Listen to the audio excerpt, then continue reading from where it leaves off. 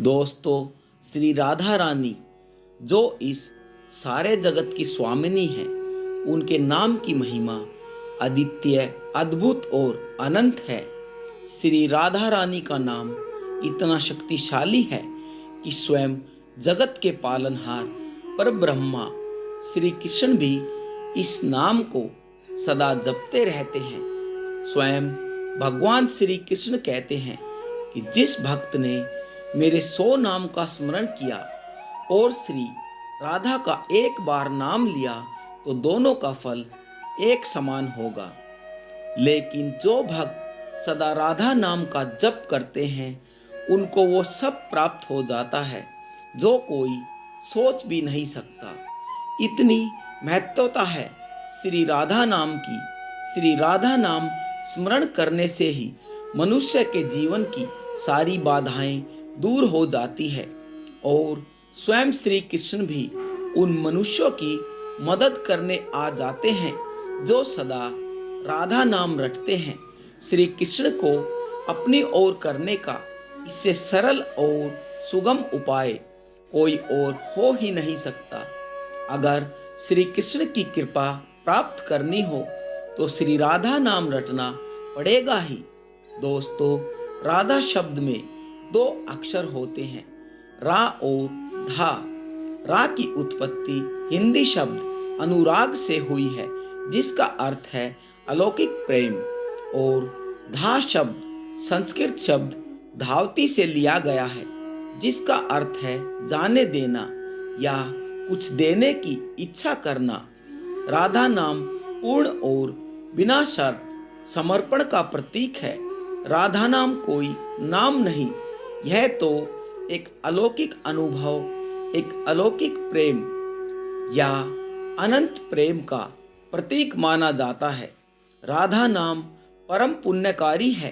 राधा नाम जो रट ले, उसके जीवन का पार निश्चित होता है।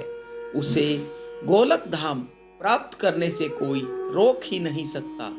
पुराणों में भी बताया गया है कि स्वयं श्री कृष्ण कहते हैं कि जब किसी के मुख से मैं राधा शब्द के रा शब्द को सुनता हूँ तो मैं उसे उत्तम भक्ति प्रदान करता हूँ। फिर धा शब्द के सुनते ही श्री राधा का नाम सुनने की लालसा में मैं उस मनुष्य के पीछे पीछे चलने लगता हूँ। दोस्तों, यदि आप राधा रानी का नाम स्मरण करते हैं तो श्री कृष्ण आपसे बहुत ज़्यादा प्रसन्न होते हैं। वे आपके जाने अनजाने में जो पाप हुए हैं उनको क्षमा कर देते हैं। राधा नाम इतना शक्तिशाली होता है। दोस्तों, राधा नाम कोई साधारण नाम नहीं, वह स्वयं में ही एक महामंत्र है। जिस मनुष्य ने राधे राधे कहना शुरू कर दिया, उसके जीवन में कृपा अपने आप उतर लगती है। स्वयं भगवान श्री कृष्ण उनके चरणों की सेवा करते हैं। स्वयं महादेव, जगत के पालनहार श्री हरि विष्णु और स्वर्ग लोक के राजा इंद्रदेव और वरुण देव भी उन मनुष्यों के सदा साथ चलते हैं, उनकी रक्षा करते हैं जो सदा राधा नाम का स्मरण करते हैं। मित्रों, राधा नाम की महिमा से जुड़ी एक अद्भुत और अविश्वसनीय कथा पुराणों में वर्णित की गई है, जिसे सुनकर ही आपके रोंगटे खड़े हो सकते हैं कि क्या सच में एक राधा नाम बोलने से इतनी अपार कृपा और इतना पुण्य मनुष्य को प्राप्त हो सकता है। कथा कुछ इस प्रकार है। बताया जाता है कि एक नगर में एक व्यक्ति रहता था।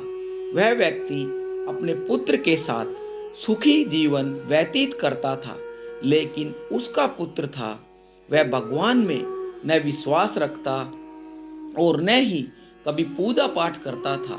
बार बार वह व्यक्ति अपने पुत्र को समझाता कि भगवान की भक्ति करे और सत्कर्मों में अपना मन लगाए, फिर भी उसका पुत्र उसकी बातों को नहीं मानता था।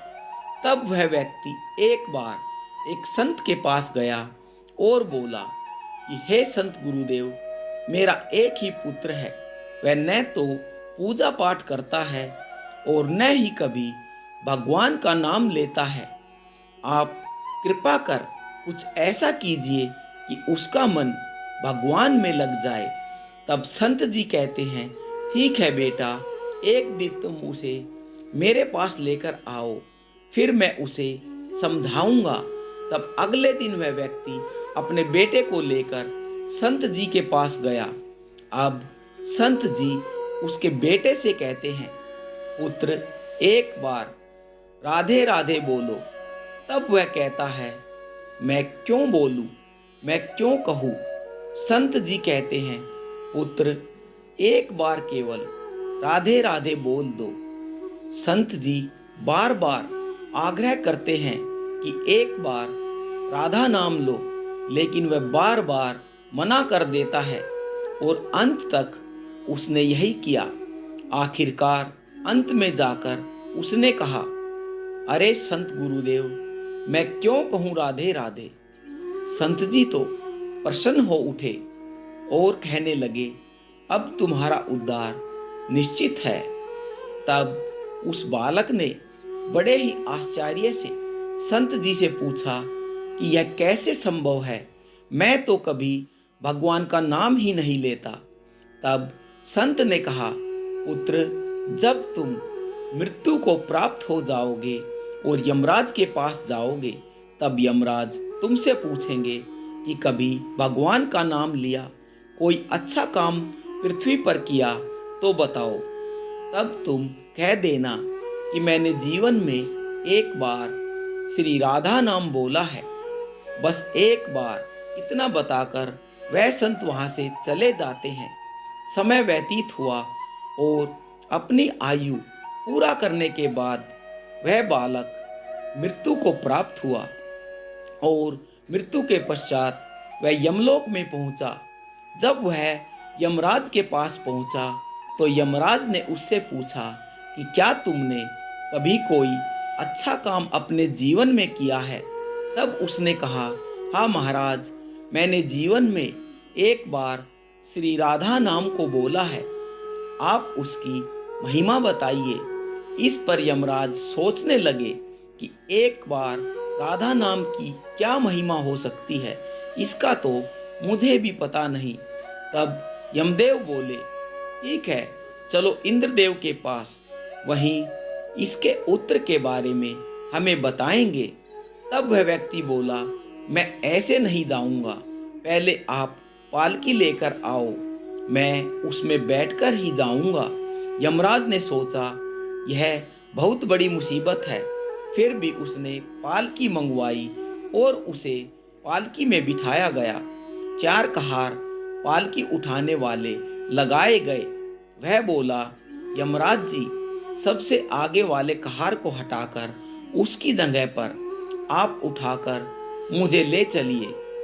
तब यमराज जी को आखिरकार हार कर एक कहार को हटाकर स्वयं उसे पकड़ कर ले जाना पड़ा। फिर सब मिलकर इंद्रदेव के पास पहुंच जाते हैं। इंद्रदेव यमदेव को इस प्रकार पालकी उठाते हुए देखकर काफी आश्चर्य में पड़ गए। जब यमदेव पास आए तो इंद्रदेव ने पूछा कि क्या बात है? तब यमदेव ने इंद्रदेव से कहा, आप कृपा करके बताइए कि एक बार राधा नाम लेने की क्या महिमा होती है? तब इंद्र बोले, महिमा तो बहुत है, पर क्या है यह तो मुझे भी नहीं मालूम। हे यमदेव, चलिए अब हम ब्रह्मादेव के पास ब्रह्मलोक में चलते हैं, वही इसका उत्तर बताएंगे। तब वह व्यक्ति बोला, इंद्रदेव, ऐसा है कि दूसरे कहार को हटाकर आप यमराज जी के साथ मेरी पालकी उठाइए। अब एक और यमराज पालकी उठा रहे थे और दूसरी तरफ इंद्रदेव पालकी उठाने में लगे थे। फिर उसके बाद उस व्यक्ति की पालकी को लेकर यमराज और इंद्रदेव ब्रह्मा जी के पास ब्रह्मालोक में पहुंच गए। ब्रह्मा जी ने सोचा कि ऐसा कौन प्राणी है जो ब्रह्मालोक में आ रहा है, जिसकी पालकी स्वयं इंद्रदेव और यमराज उठा रहे हैं। ब्रह्मादेव के पास पहुंचकर इंद्रदेव और यमराज ने ब्रह्मादेव से भी वही प्रश्न किया कि हे ब्रह्मदेव, कृपया करके हमें बताइए कि एक बार राधा नाम लेने की क्या महिमा है।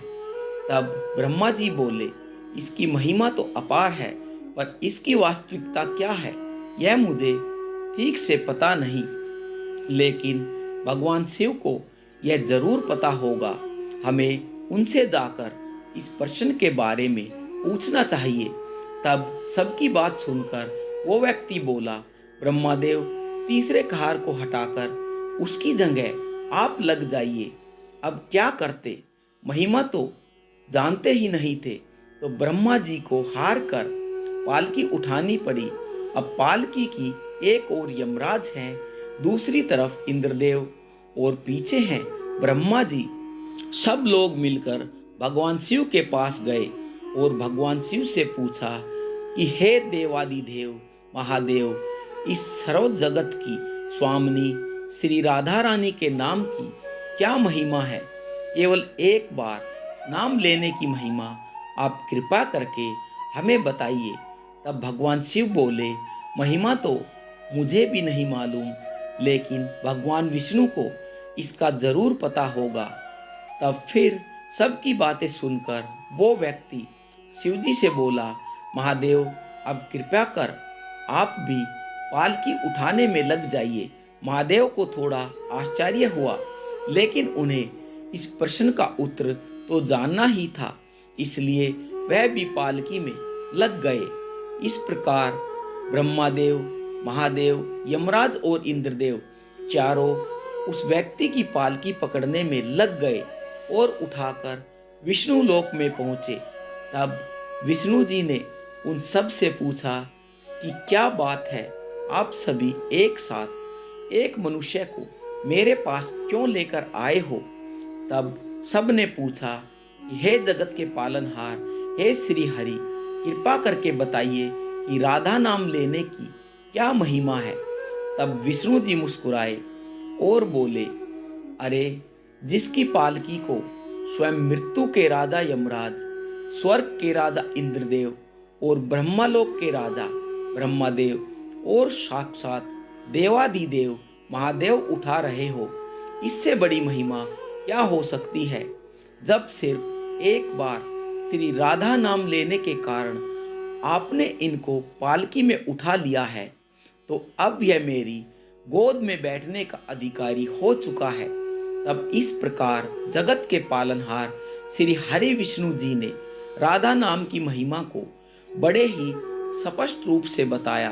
तो दोस्तों, इसलिए कहा गया है कि जो भी मनुष्य श्री राधा नाम का आश्रय लेते हैं, वे स्वयं श्री हरि विष्णु की गोद में बैठने के अधिकारी हो जाते हैं, श्री हरि की कृपा पाने के अधिकारी हो जाते हैं। उन्होंने जो भी पाप किए, उन पापों का नाश हो जाता है केवल एकमात्र राधा नाम लेने से। दोस्तों, आप एक दिन में कितनी बार राधा रानी का नाम जपते हैं, यह कमेंट में ज़रूर बताइएगा। तो सभी बोलिएगा, जय श्री राधा रानी।